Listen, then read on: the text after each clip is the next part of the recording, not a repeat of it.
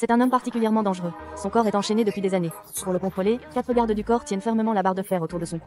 Il est le cauchemar des prisons actuelles, le champion de boxe ultime, le géant. Cette pression intense fait perdre confiance à ses adversaires sur le ring. Une fois ses chaînes retirées, le géant, tel une bête sauvage libérée, marche avec autorité sur le ring. La différence de taille entre les deux est évidente. Le corps robuste du géant reste impassible face aux attaques de l'adversaire.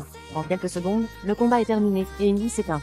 Pendant ce temps, notre protagoniste, Da Juan, participe à un combat clandestin. Depuis son évasion de prison, il est sur la liste des recherchés et ne peut survivre qu'en participant à ces combats. Bien qu'il n'ait jamais perdu, son rêve est de participer à des compétitions officielles. À la fin du combat, son manager lui apporte une bonne nouvelle. Le prochain combat sera contre un nouveau champion.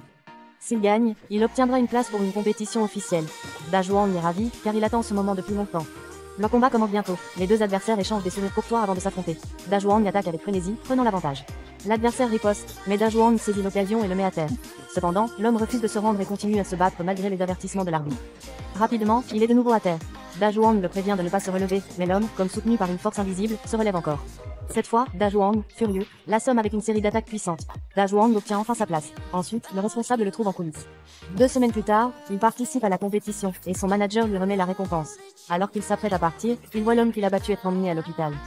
Da Juan s'approche pour s'enquérir de son état et apprend que c'est très grave.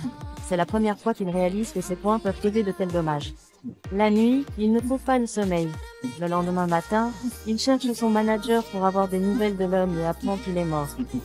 Da Juan est accablé de culpabilité. En consultant les informations sur l'homme, il découvre qu'il avait une femme, ce qui le rend encore plus mal à l'aise.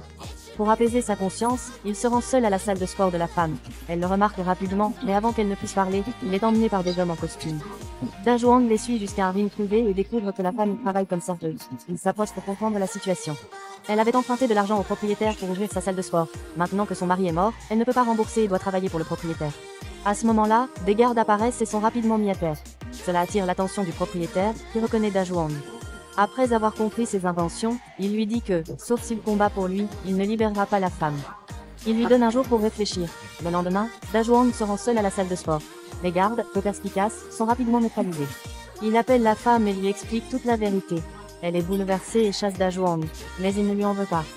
Il décide de réparer ses erreurs avec ses poings.